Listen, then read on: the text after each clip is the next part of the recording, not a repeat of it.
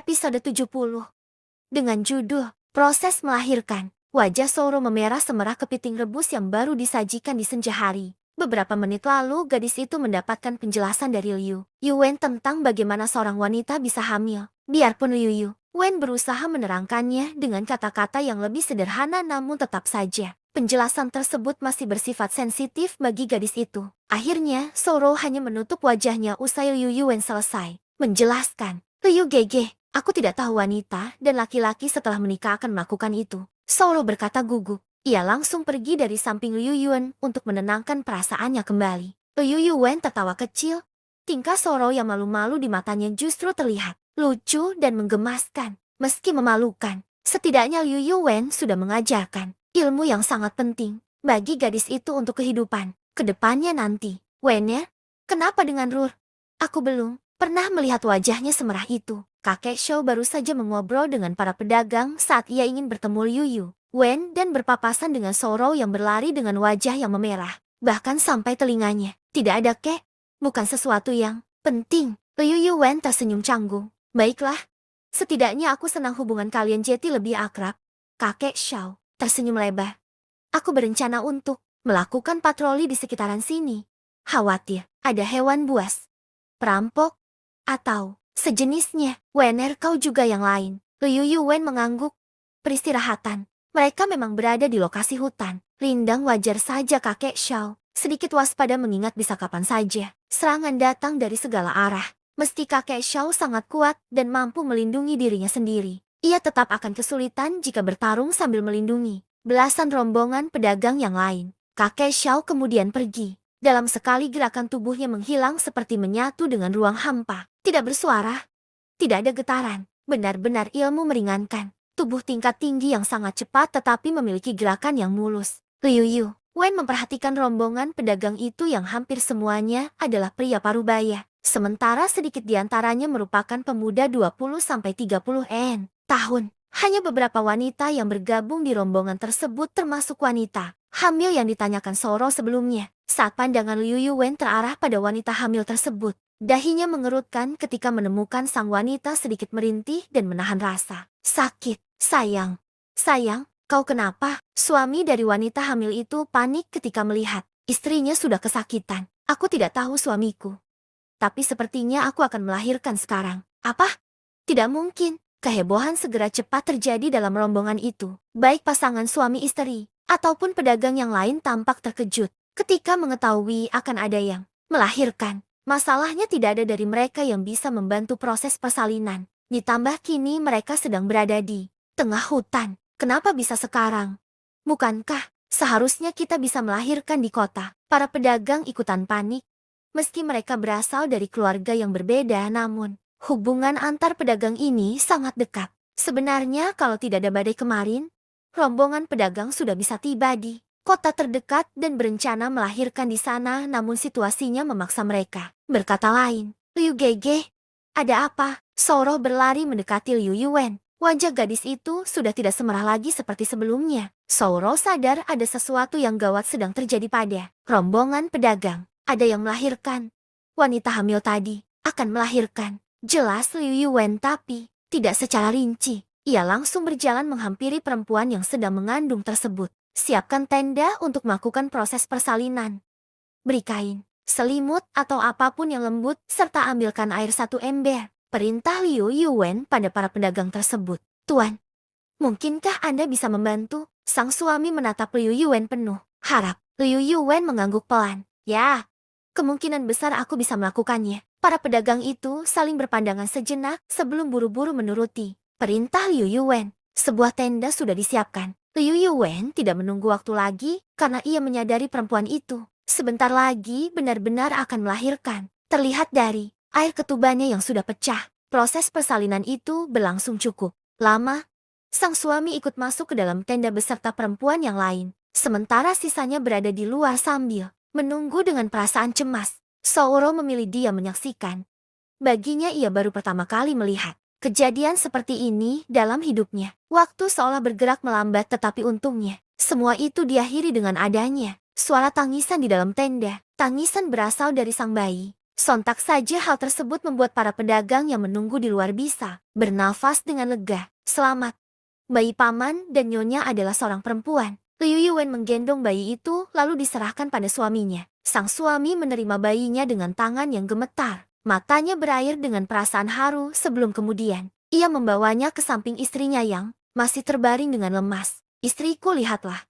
Dia anak kita. Liu Yuwen memilih keluar dari tenda karena dirasa semuanya sudah selesai. Ia kemudian mengabari pada pedagang di luar bahwa proses persalinannya berhasil dengan baik. Para pedagang itu menjadi lebih tenang sesudah mendengarnya serta tidak lupa berterima kasih pada Liu Yuwen. Sebuah keberuntungan bagi mereka untuk mengajak Liu Yuwen sebelumnya atau sesuatu yang buruk mungkin akan terjadi. Kakek Shou kembali ke perkemahan sesudah berpatroli hampir 3 jam. Ia menemukan ada sesuatu yang terjadi pada rombongan pedagang itu meski tidak terlalu persis apa yang berbeda. Apa perasaanku saja atau semuanya terlihat lebih bahagia? Kakek Shou mendarat di samping Liu Yuwen dan Zhou Rou yang duduk di dekat api unggun. Bukan perasaan saja, tetapi mereka memang sedang bersuka cita, guru, jawab Zhou Rou sambil memberikan hormatnya. Bersuka cita? Untuk apa? Kakek Shou kebingungan, namun sejenak pandangannya jatuh pada bayi yang sedang digendong, dan para pedagang mengerumuninya untuk melihat bayi tersebut. Tunggu dulu, kenapa ada bayi di sini? Kakek Shou yakin sebelumnya tidak ada bayi di antara rombongan tersebut. Zhou kemudian menjelaskan apa yang terjadi, tentang Liu Yuwen yang menolong mereka, tentang Liu Yuwen yang membantu proses persalinan. Mendengar semua itu, kakek Shou sungguh terkejut. Ia menatap ke arah Liu Yuwen yang tersenyum tipis ke arahnya. Wenye, apa gurumu juga mengajarkan proses persalinan pada ibu hamil? Liu Yuwen menggaruk pipinya canggung sebelum mengangguk. Sebenarnya guru seperti apa yang mengajari anak ini?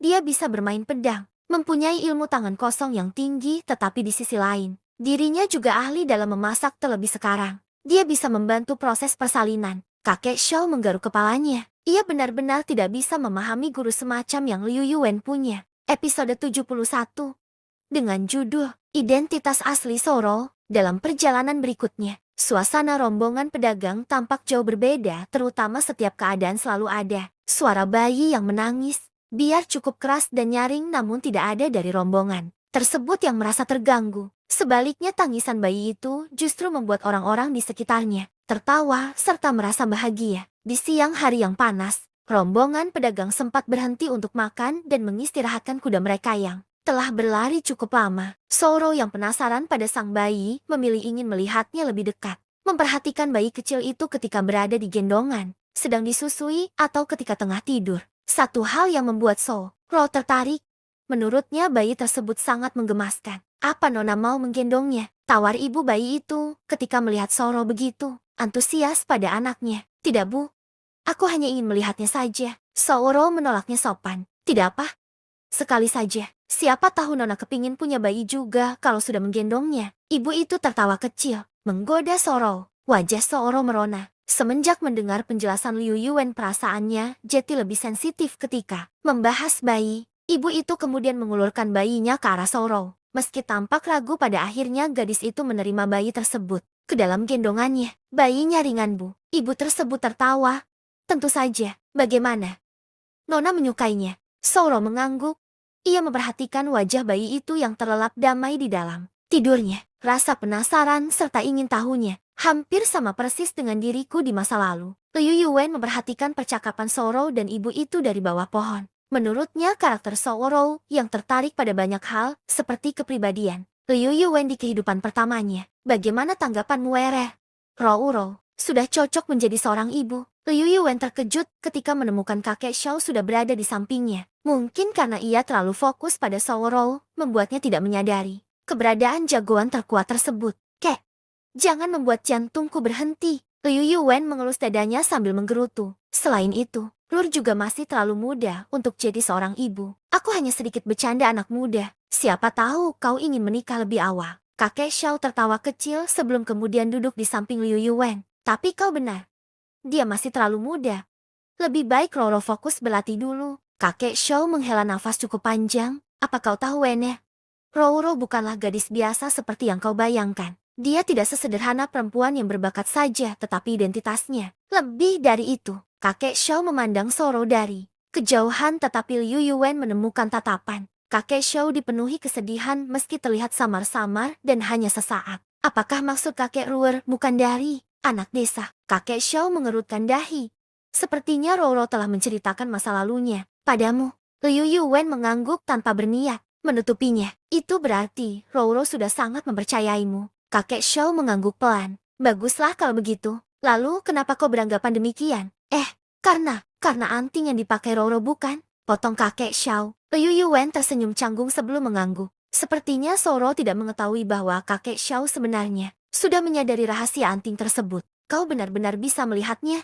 Ya, tapi tebakanmu memang benar. Dia bukan berasal dari desa yang terbakar seperti yang kau dengar. Rouro adalah bayi dari langit. Bayi dari langit. Wennya, apa kau pernah mendengar bahwa ada dunia lain selain dunia yang kita tinggali saat ini? Dulu aku hanya menganggap itu sebagai mitos atau legenda yang dibuat-buat, namun semenjak bertemu dengan Rouro, aku merasa ditampar oleh ketidaktahuanku. Kakek Xiao kemudian menjelaskan pertemuan ia dengan Soro. Pertama kali ketika gadis itu masih bayi, Soro tidak ditemukan di desa, melainkan ada seorang kultivator perempuan misterius yang memberikannya pada kakek Xiao. Kultivator perempuan tersebut meminta agar kakek Xiao merawat serta membesarkan Soro. Kakek Xiao tidak mengetahui siapa kultivator itu, tetapi kekuatan yang dilepaskannya benar-benar membuat kakek Xiao seperti anak kecil. Saat di hadapannya, kultivator wanita itu mengatakan bahwa Rouro berasal dari dunia langit yang tinggi. Suatu saat nanti dia akan menjemputnya kembali ketika waktunya sudah tiba. Aku disuruh untuk menutup mulut tentang identitas yang sebenarnya pada Rouro. Kakek Xiao menambahkan bahwa kultivator perempuan itu langsung menghilang usai mengucapkan demikian.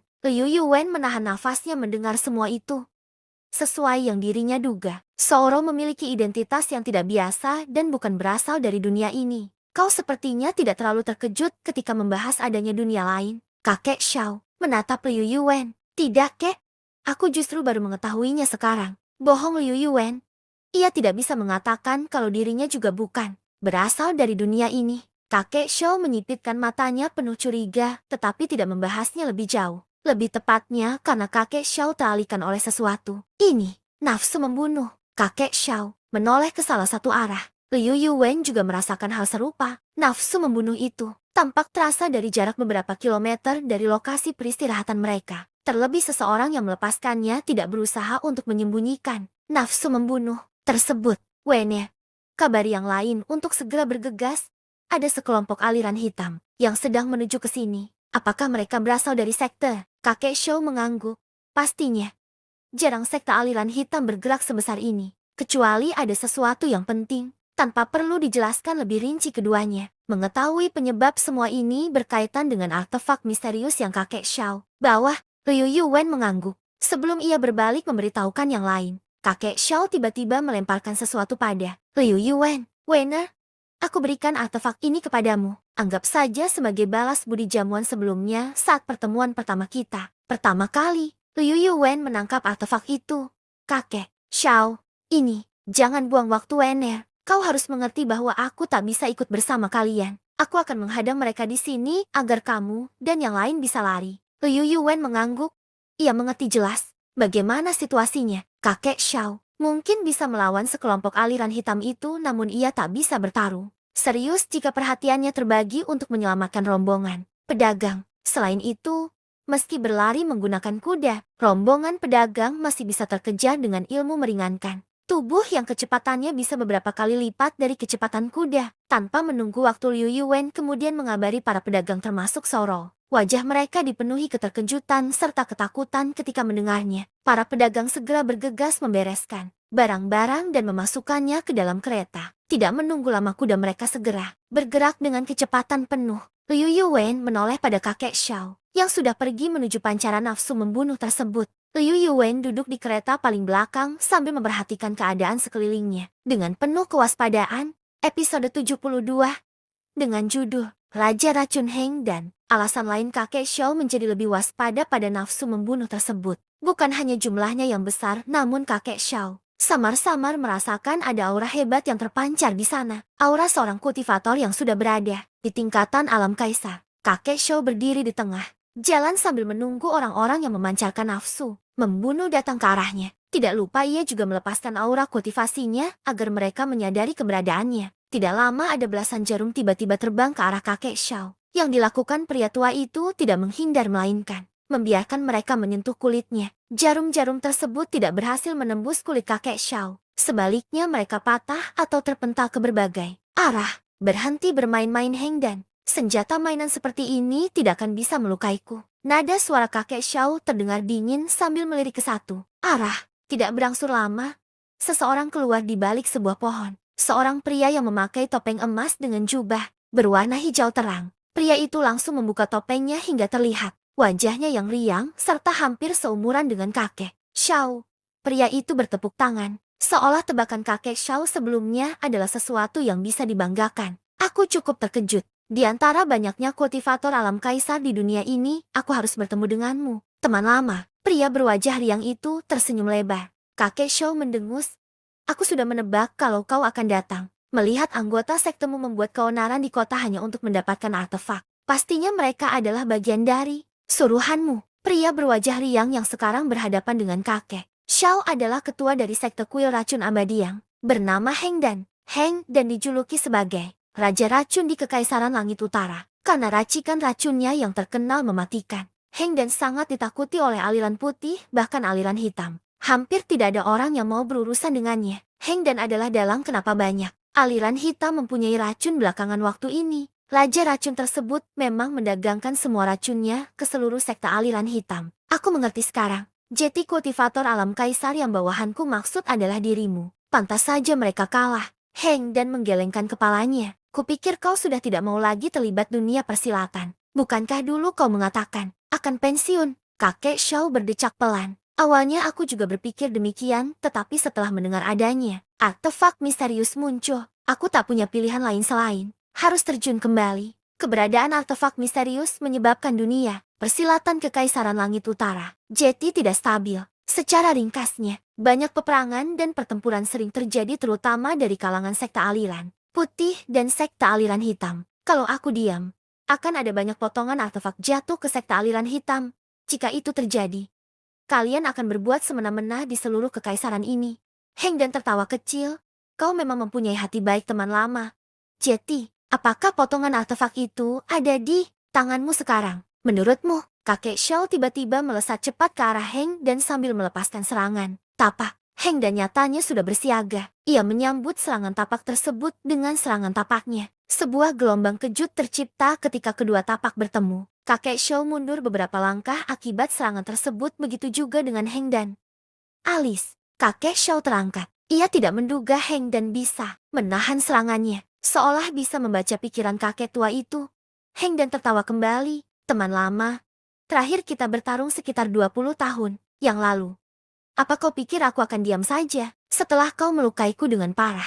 Maksudmu, kau sudah mempelajari ilmu tangan kosong? Hengdan tertawa renyah. Ia tidak menjawab melainkan tiba-tiba menyemburkan asap hijau dari mulutnya. Ekspresi kakek Xiao berubah. Sambil menutup mulut dan hidungnya ia buru-buru mengambil jarak. Asap hijau tersebut merupakan racun mematikan milik Heng. Dan raut wajah Heng dan mengerut setelah tidak terjadi apa-apa pada kakek Xiao. Meski tidak dihirup, racun yang disemburkan olehnya tetap meresap melalui pori-pori kulit, tetapi kakek Xiao nyatanya baik-baik saja. Kakek Xiao mengeluarkan beberapa botol sebelum meminumnya. Alis Heng dan terangkat sebelum kemudian diganti dengan senyuman tipis. Jadi begitu? Sepertinya kita sudah sama-sama belajar dari kesalahan sebelumnya. Dalam sekali lihat, Heng dan mengetahui yang diminum kakek Xiao merupakan ramuan untuk menetralkan racunnya. HMP. Aku tidak bodoh untuk bisa kau racuni lagi. Heng dan tertawa kecil sambil bertepuk tangan. Kita sudah berubah. Aku belajar ilmu tangan kosong agar bisa menandingi bela dirimu. Sementara kau belajar racun agar bisa menyamai ilmuku. Kakek Xiao tidak menjawab melainkan ia mengalirkan di ke seluruh tubuhnya, bersiap untuk bertarung lagi. Heng dan juga tak kalah ketinggalan. Jubah yang ia pakai melepaskan gas kehijauan setelah dia lirigi. Jubah tersebut sudah didesain khusus agar terus-menerus melepaskan racun ke sekitarnya. Dalam sekejap mata kakek Xiao dan Heng dan bergerak bersamaan dan mulai bertukar serangan. Keduanya beradu tangan kosong menggunakan tangan dan kaki mereka. Kakek Xiao menahan nafasnya selama pertarungan berlangsung. Jubah Heng dan yang terus-menerus melepaskan gas beracun membuatnya tak bisa bebas bernafas. Sekilas keduanya terlihat saling berimbang. Namun jika seseorang melihatnya lebih teliti, mereka akan menemukan kakek Xiao sedikit lebih mengungguli pertarungan. Berbeda dengan Heng Dan yang belajar ilmu tangan kosong selama 20 tahun lalu. Kakek Xiao sudah mempelajari ilmu tersebut ketika dirinya masih kecil membuat pengalaman bertarungnya jauh lebih unggul. Kau pikir bisa menang beradu tangan kosong denganku? Kakek Xiao tersenyum sinis. Tentu saja aku akan kalah. Aku menggunakan serangan jarak dekat karena ingin melihat sejauh mana ilmu tangan kosongku dibandingkan denganmu. Heng Dan menjawabnya santai. Kakek Xiao mengerutkan dahi. Ia sudah beberapa kali mendaratkan pukulan serta tendangannya. Namun, Heng Dan masih terlihat baik-baik saja. Kakek Xiao kemudian menyadari kulit Heng Dan terasa lebih keras. Kau juga mempelajari perisai Gihe? Kakek Xiao mengerutkan dahi. Ya, setidaknya seranganmu tidak terlalu bisa menyakitiku. Ketika keduanya bertarung, dari belakang Heng Dan perlahan tapi pasti mulai bermunculan sosok-sosok bertopeng. Jumlah mereka terus bertambah hingga mencapai sekitar 1.000 orang lebih. Kakek Xiao dan Heng Dan tidak berhenti bertarung ketika sosok bertopeng itu terus berdatangan. Kakek Xiao mengerutkan dahi. Ia mengetahui bahwa pasukan bertopeng tersebut adalah anggota dari kuil racun abadi. Namun yang mengejutkan adalah jumlah mereka yang banyak. Artefak misterius itu terlalu berharga teman lama. Untuk mendapatkannya, aku harus mengerahkan 304 anggota sekteku. Heng Dan tidak keberatan untuk menjelaskan. Jeti apa yang membuatmu berpikir akan menang dengan semua ini? Alis kakek Xiao terangkat. Aku tidak bisa mengatakan menang. Tapi setidaknya aku akan terluka parah serta banyak korban di pihakku jika ingin mengalahkanmu. Sampai jumpa dan tunggu kelanjutannya.